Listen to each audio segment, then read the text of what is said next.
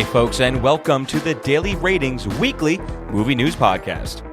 This week's news brought to you by a short time from now in a galaxy close by. Yes, so we'll start with the big news, I guess, over at Disney with some updates at Lucasfilm and Shawn Levy's ongoing project. So Shawn Levy, director of Netflix's The Nice Guy and The Adam Project, he's really done a lot in the past. He's also directed Deadpool and Wolverine, all 3 Night of the Museum movies, The Internship, Big Fat Liar, Date Night. He directed 8 episodes of Stranger Things, just to name a few. At best, Shawn Levy can be blandly acceptable, and at worst, he's pretty bad. So anyway, he has been working on a new Star Wars movie script for 2 years now with writer Jonathan Tropper, who also co-wrote The Adam Project and has written a lot of TV shows. And Tropper is currently working on the new Apple show with Jon Hamm. So these 2 guys have been creating what was just announced as Star Wars Starfighter. It has a release date of May 28th, 2027, and will also be a standalone story in the Star Wars franchise. It will not be a prequel or a sequel off of the Skywalker saga. The story is going to take place 5 years after the events of The Rise of Skywalker, and it will revolve around a Jedi who is training his 15-year-old nephew as his Padawan while they are being chased by 2 villains.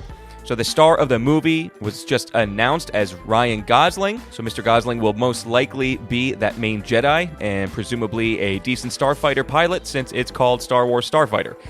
Only other news we have is that the actress Mikey Madison from Anora was offered the lead female role, but turned it down, and it's rumored now that Greta Lee has been offered the role. So we'll see how this all goes down. Now, as far as the franchise goes, I think I'll just kind of set the table here of what the plans are as far as right now.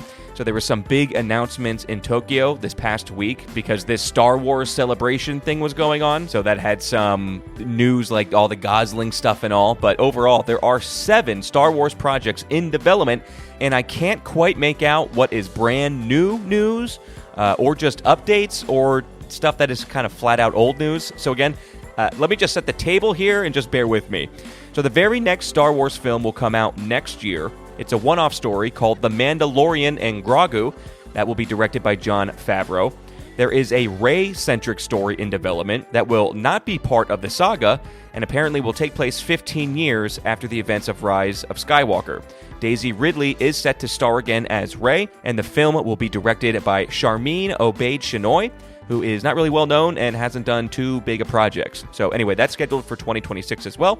Then in 2027, we have Starfighter. Then director James Mangold has a one-off film in development titled Star Wars Dawn of the Jedi, and that takes place 25,000 years before the events of A New Hope, and no date is set for that yet. Then there will be another trilogy, because that's planned, which will most likely be episodes 10 through 12. The writer who is tapped for the project is Simon Kinberg, who's done a lot of superhero films and sci-fi stuff. And unfortunately, Rian Johnson has been set to direct, or it's up in the air if he's on the project or developing the story of the trilogy. I'm not too sure of the exact details, but I mean, what a monumental mistake if he's part of the new project.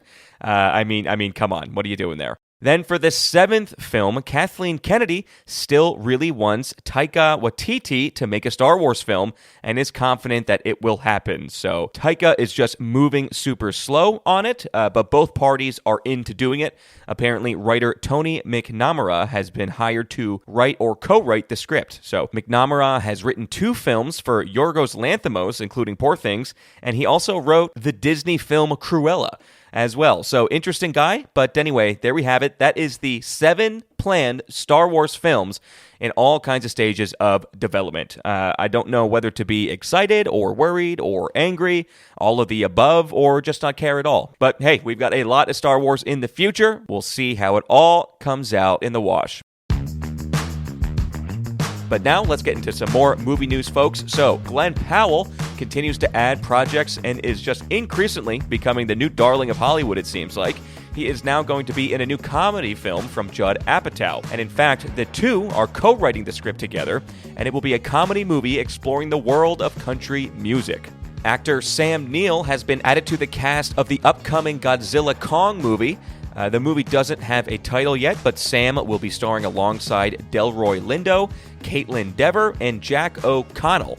who plays a part in this week's new film Sinners and was also the lead star in that birthday episode in Starred Up. He was great in that film. And overall, good for Sam Neill. I just wanted to touch on this because I was kind of surprised to see his name here and that he's still actively working on big projects because Sam was diagnosed with a stage 3 cancer that I can't pronounce right, but it was looking kind of grim a few years ago. So chemotherapy wasn't working for him, so he stopped that.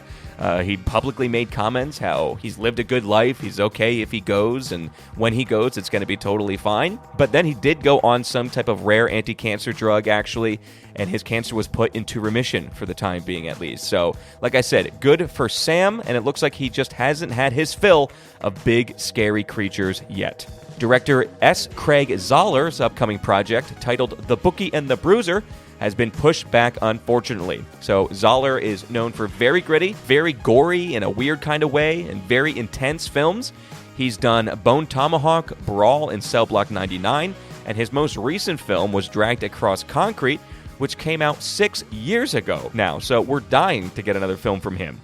The Bookie and the Bruiser was supposed to start filming this year, but has been pushed back to at least next year. It will reunite Zahler and Vince Vaughn together, and it will also star Adrian Brody, which is apparently why it's a little stalled. So Brody is still committed to the project, but after coming off another Oscar win, he's considering his next project very, very carefully, he says. So we'll really see when that movie, The Bookie and the Bruiser, gets going.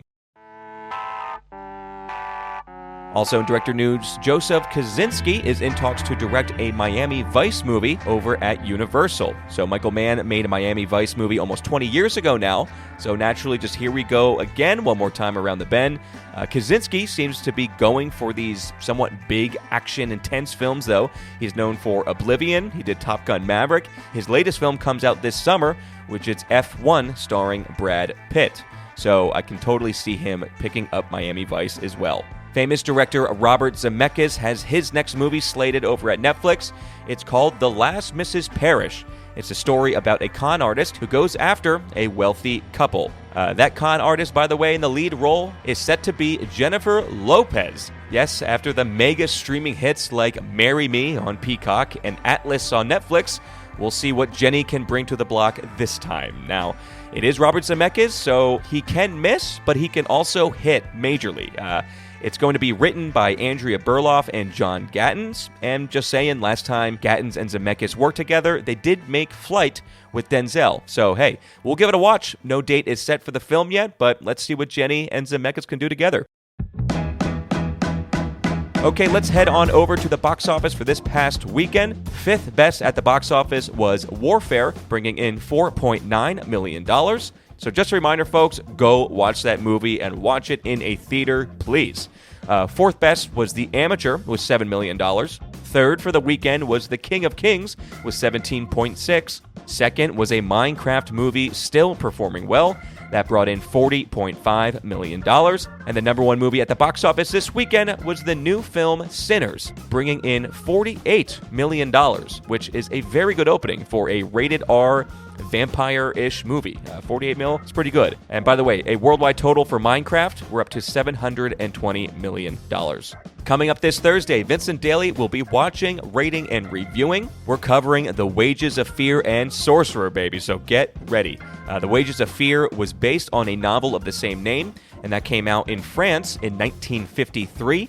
Then in 1977, the story was told once again with Sorcerer, and that film is starring Roy Scheider. I cannot wait to talk about those movies. We're also covering director Ryan Coogler's Fruitville Station from 2013, and then Ryan Coogler's new film, Sinners. So that is your weekly movie news, folks. We'll leave you today with a quote from an actor, Vince Vaughn. I was a bedwetter until very late. My mom used to hang my sheets out of the window to dry, and I'd have to run home from school in order to beat the other kids to my house so they wouldn't see them. And all right, folks, the Daily Ratings weekly movie news podcast. That was it. See you on Thursday.